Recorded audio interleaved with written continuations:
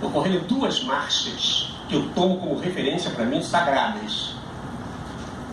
Uma na Bolívia e outra no Equador. Essas duas marchas tinham cartazes que eram um presente para quem é geógrafo. As marchas eram assim, as duas tinham a seguinte bandeira: luta pela vida, pela dignidade e pelo território. As duas marchas partiram, uma partiu da Amazônia equatoriana e foi em direção a Quito. A outra partiu das terras baixas da Bolívia e foi para o altiplano até La Paz. Veja bem, vida, no seu sentido pleno, todas as formas de vida devem ser defendidas, não só a humana, porque ela não vive sem as outras. Né? 2, eles não falavam de identidade, eles falavam de dignidade, que na verdade recobre e é mais profundo que identidade. Identidade é um tema que me dá um certo susto. Né? Porque as identidades, por exemplo, os negros na África nunca se chamaram de negros, não eram idiotas. Só tem negro na África, não chamam alguém de negro. Negro, alguém passou a ser discriminado como negro com o colonialismo, com a escravidão.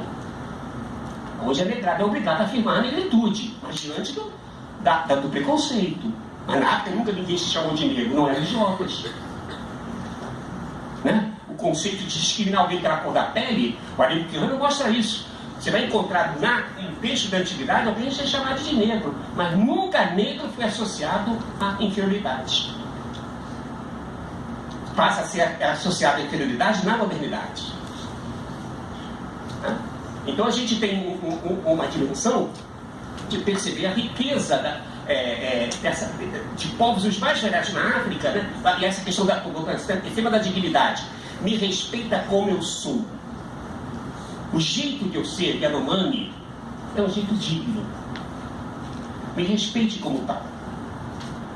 Então recobre o tema da identidade, mas eu digo que é mais do que a dignidade. Eu sou digno sendo como sou.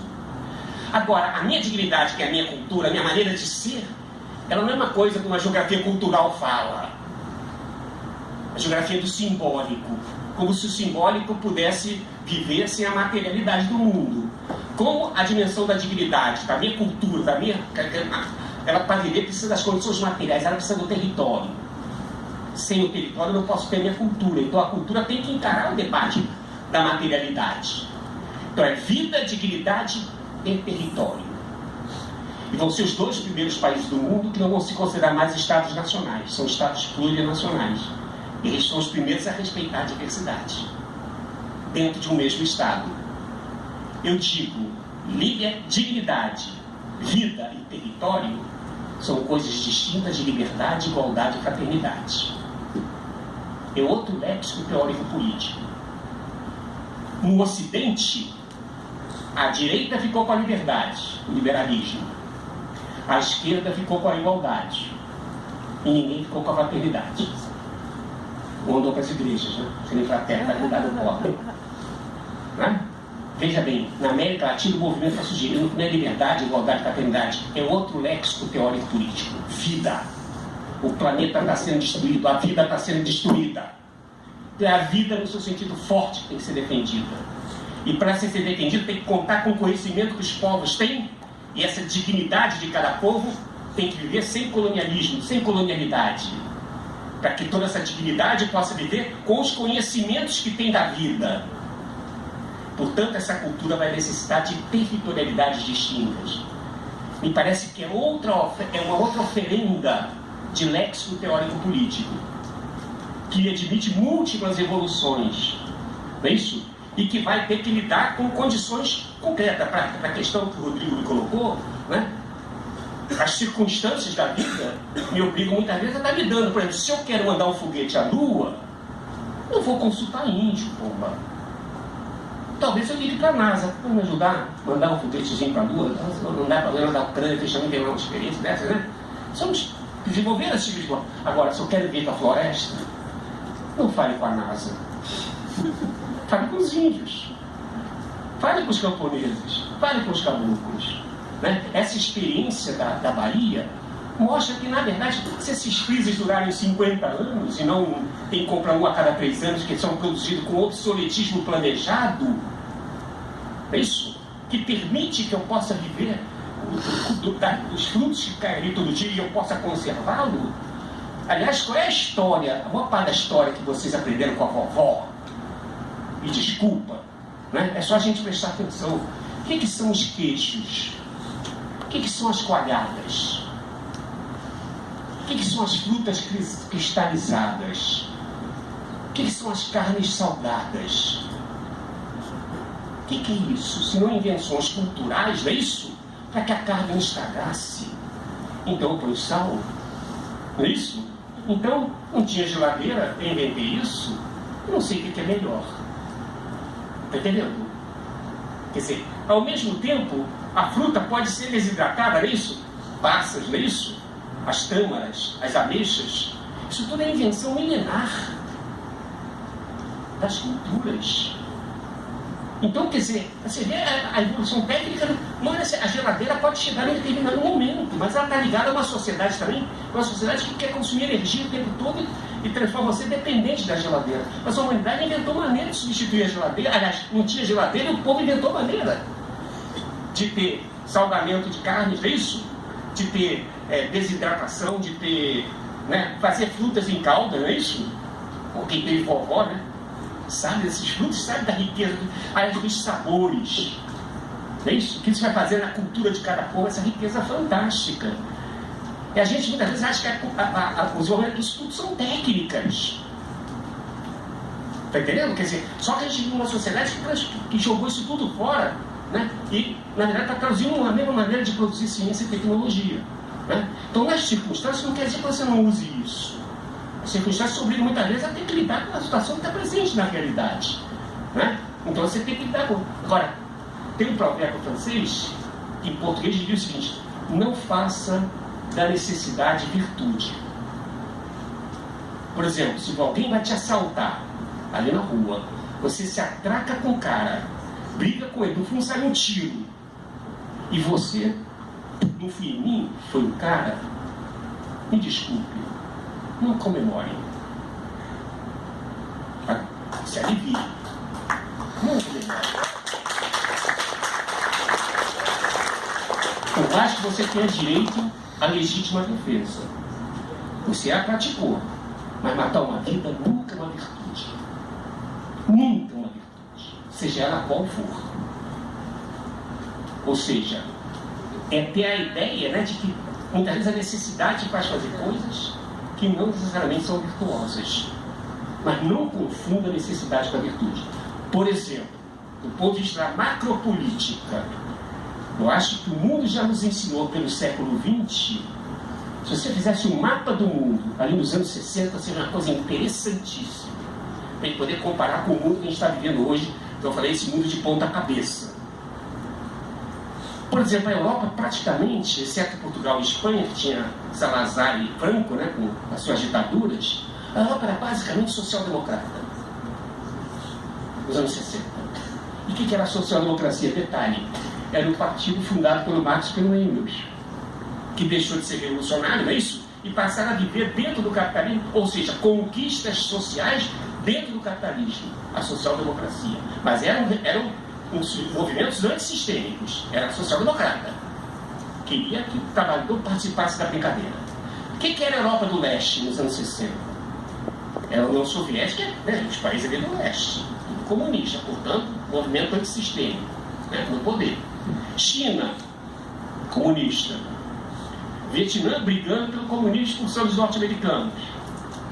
Índia, nacionalismo revolucionário, portanto, se independeu das metrópoles. África, basicamente o quê? As emancipações das colônias contra o sistema colonial. Portanto, movimentos antissistêmicos. Na América Latina, vários movimentos de nacionalismo revolucionário, além da Revolução Cubana. Aí olha que coisa interessante, o mapa do mundo, a maior parte dos chamados movimentos antissistêmicos estavam no governo. Olha que coisa interessante. Olha que coisa interessante. Todos os movimentos que surgiram na luta social. Aí me ajuda o meu grande mestre, Immanuel Wallenstein. Ele vai dizer que aí tem uma lição do século XX. Mostrou que a estratégia dos 2 passos Primeiro passo, tomar o poder do Estado. Segundo passo, mudar o mundo. Essa estratégia ficou pela metade. Você conquista o poder do Estado, mas parece que o segundo passo, mudar o mundo, você não consegue. Diz o Wallenstein, o Estado pode até melhorar um pouco a vida das pessoas, mas o Estado não é o lugar da emancipação. Ou seja, não faça da necessidade virtude. O Estado é uma necessidade, mas não é uma virtude. A esquerda precisa se libertar da estatocracia que habita cada militante de esquerda. E veja que não tem nenhum idiota anarcoide, vai sobrar também para os anarquistas. Porrada para todo lado. Acredita? Isso não parece uma brincadeirinha, volta a reproduzir um fla-flu. Eu não estou dizendo que o Estado não serve para nada, ele pode ser até uma necessidade. E por necessidade a gente faz por necessidade. Né? A gente caga, a gente mija, não é isso? É necessidade, até uma lixo. Mas não é uma virtude. Entende? Então, eu não estou dizendo que você, com os anarquistas, nada com o Estado. Não estou dizendo isso. Mas quando você conquistar o Estado, tenha certeza que ali não é o lugar da liberdade nem da emancipação. Senão você começa a gostar dali e dá no que deu. O Brasil está passando recentemente por essa experiência. Estou publicando mais uma vez esse ano os dados. 2003. Eu tenho como identificar no Brasil, dos conflitos por terra, no território do Brasil, quem protagoniza os conflitos. Então, eu chamo os conflitos protagonizados pelas classes proprietárias, ou seja, empresário, fazendeiro, mineradora, grileiro. A gente tem como identificar isso no banco de dados da CPT. E tem também aqueles conflitos que são por iniciativa dos movimentos. Por exemplo, uma ocupação de terra. Você desencadeia um conflito. Uma ocupação, um acampamento, não é isso? Você desencadeia um conflito. Então, o conflito pode ser desencadeado pelo andar de cima e pode ser desencadeado pelo andar de baixo. Vamos para os dados agora. 2003, primeiro ano do governo Lula. 697 conflitos protagonizados pelas classes proprietárias. 700 ocupações e acampamentos feitos pelos movimentos. Ou seja, 1 a 1. 697 para 700, você tem erro estatístico aí. Estatisticamente é a mesma coisa. Aí vai evoluindo o governo Lula. Dilma. Pegar o ano passado. 964 conflitos provocados pelo andar de cima. E 160 pelos movimentos. Ou seja, as classes dominantes continuaram metendo a porrada e os movimentos baixando a cabeça. Parece que gostaram de ser governo. Receber dinheiro para algum tipo de ação, deixar de serem protagonistas. O que a gente está passando no Brasil hoje? Qual é o nosso poder de convocação para fazer alguma coisa? É isso? A gente deixou de protagonizar as nossas próprias ações. A esquerda tem um velho problema com o Estado. E veja bem, não está nenhum anarcoidezinho aqui falando que o Estado não sirva para nada. Aliás, quem me ensinou a saber que o Estado é importante foi o neoliberalismo. Eles adoram estar no governo. Adoram estar no governo. Eles não largam o osso. Eles têm que criar, para o Milton Santos diria, sistema de normas, não é isso? Eu, por exemplo, fui visitar ano passado, algumas vezes já fui lá, mas ano passado estive no Chile. Passei lá 15 dias, trabalhando com alguns movimentos sociais no Chile. Quando eu estava indo embora para o aeroporto, o professor que estava comigo falou assim: professor, vou fazer uma provocação para o senhor. Numa frase, como é que o senhor viu o Chile? Numa frase, assim, uma coisa de supetão. Aí eu parei e falei assim: numa frase, aquela coisa. Eu nunca vi um Estado tão onipresente como no Chile. Eu falei: pessoal, aqui é o pai do neoliberalismo, aqui é o berço do neoliberalismo, né? Eu falei: eu nunca vi um Estado tão onipresente. Sabe por quê? Vou dar um exemplo. O Chile conseguiu como é que eu diria o nome? Ao cúmulo de você ter a sua terra, mas a água que tem na sua terra não lhe pertence. Tem um mercado de terras e tem um mercado próprio de água. Então você é dono da terra, mas o rio que está passando na sua terra você não pode usar água. Ela é outorgada para outro. Olha que coisa maluca. Mas para que isso funcione, tem que ter Estado em todo lugar, fiscalizando. Esse cara vai pegar água, é isso? Eu nunca vi um Estado tão onipresente, porque ele, para poder garantir que vai ser tudo privado, é preciso o tempo todo fiscalização e observação, lei o tempo todo contra o pobre para não se apropriar. É uma ilusão. Aliás, lá, para quem gosta de reforma da Previdência, aliás, percebe que o governo não está chamando a reforma de Previdência de reforma da Previdência. Tem uma sutileza, né? Porque reforma se só faz quando você quer melhorar alguma coisa. Por exemplo, quando você faz reforma na sua casa, quando você quer melhorar, ninguém faz reforma para piorar, não é isso? Você reforma teu carro quando você quer melhorar. Como o governo não quer melhorar nada, eles chamam de eles sacaram o que eles podiam chamar de reforma. Então chamam de nova previdência. Olha, eles são sutis. Perceberam que reforma é para melhorar, eles não querem melhorar nada. Né? Por exemplo, professor de geomorfologia na Universidade Nacional de Santiago do Chile, 83 anos, não pode se aposentar. Porque a aposentadoria não dá para sobreviver. 83 anos não dá. O Chile é um país recordista de suicídio de velhos. É isso que querem implantar no Brasil. Então a gente tem que estar muito atento com essa lógica que parece que começou a dominar, onde tudo é negócio, tudo é. Parece que você tem. É tudo fruto da iniciativa individual. A coisa que mais tem hoje nos divãs dos analistas, as doenças o cara é, como é que chama? Bipolar, né? Ou o sujeito é esquizofrênico, tem um outro tipo de bipolaridade. Mas sabe por quê? Porque parece que tudo que acontece na sua vida que está certo é porque você tomou a iniciativa correta, você é o de best. Mentira. Né? Você é o de best.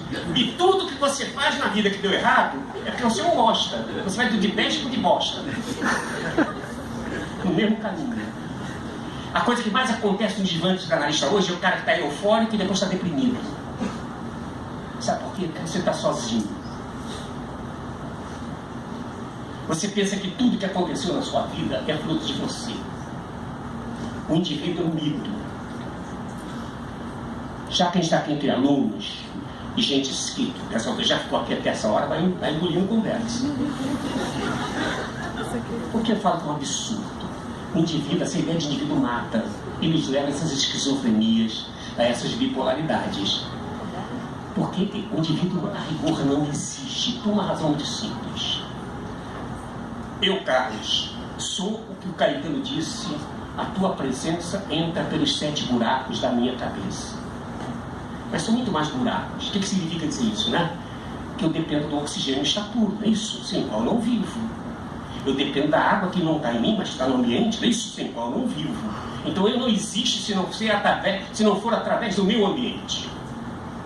Então isso já mostra que os kits dos Aymaras estão certos a não terem uma palavra para indivíduo, porque tudo para eles é relação. Tudo é relação de relação. 2. Ninguém pensa a não ser numa língua. Você só pensa numa língua. Te oferece um repertório de possibilidades, né, cognitivas. E língua, se eu começar a falar aqui, língua nunca é uma coisa individual. Língua é construção de sentidos em comum, comunicação. Quando Descartes diz penso, logo existe, é preciso botar eu penso, logo eu existo. Ele fundou a egosofia e não a filosofia. Porque para alguém entender a frase dele, eu, é preciso saber o que é eu. Mas precisa do outro.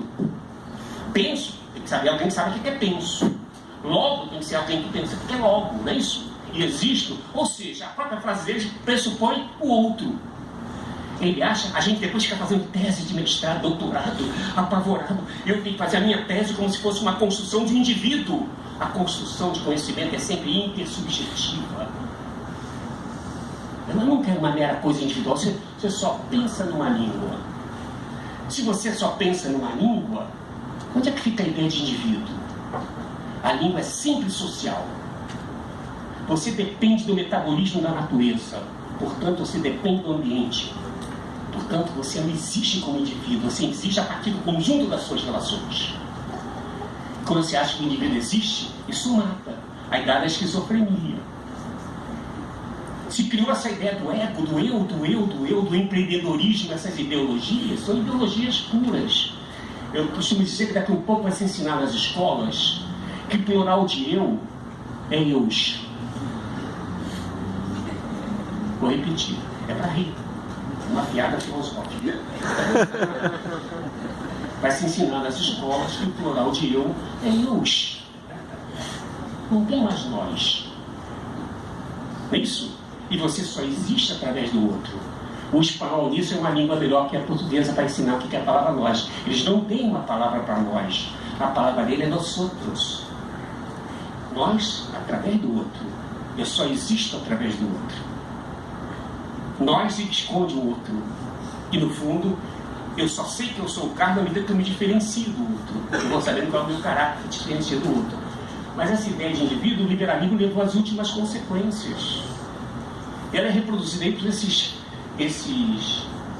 como é que chama? Esses pseudo-filósofos, né? Eu vou evitar falar o nome para não propagandear besteira. Já falei muito palavrão hoje aqui, não vou falar mais um ou lá. Já falei merda, já falei muitas coisas sinonímicas, né? Então vou poupar vocês de falar dessas figuras que só o nível de idiotice é capaz de alguém dizer que é filósofo, né? Então, Yuri, Rodrigo e Robson, né? Eu diria que a gente tem que... A universidade é um lugar que a gente não tem que estar aqui repetindo, né, o conhecimento da mídia. A gente está num nível muitas vezes acuado, repetindo o que está sendo dito na mídia, né? O agro é pop, o agro é tech, o agro é tudo. Se um país está se desenvolvendo com base no agronegócio, me desculpe, esse país está desenvolvendo o subdesenvolvimento. A expressão não é minha, é de um grande economista alemão chamado André Gunther Frank. Ele vai dizer que quando o país depende de exportação de produtos primários como a sua principal fonte de renda, significa dizer que ele é um país subdesenvolvido, que está dependente da economia dos outros. E isso é a maior característica do subdesenvolvimento, é a dependência. Quando baixaram o Plano Real no Brasil, isso que toda a imprensa bate palma. O pessoal, a Rede Globo pode até fazer oposição ao Bolsonaro em costumes, mas é a favor da reforma da Previdência. Isso é acordo entre as classes dominantes. Isso a Record e a Globo são iguais. São os dois grandes partidos políticos nacionais. O partido da Globo e o partido da Record. Né? Então a gente tem enfim, perdi um pouco o fio agora. Eu ia fazer uma provocação, acabei perdendo no meio do fio. Né? Mas enfim, vamos pegar outra pergunta. O cansaço está batendo também. Alguém ficou sufocado.